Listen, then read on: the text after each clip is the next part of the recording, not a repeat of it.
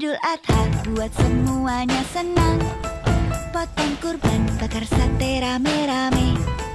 Kaya miskin semua merasakan berkah kurban di hari lebaran.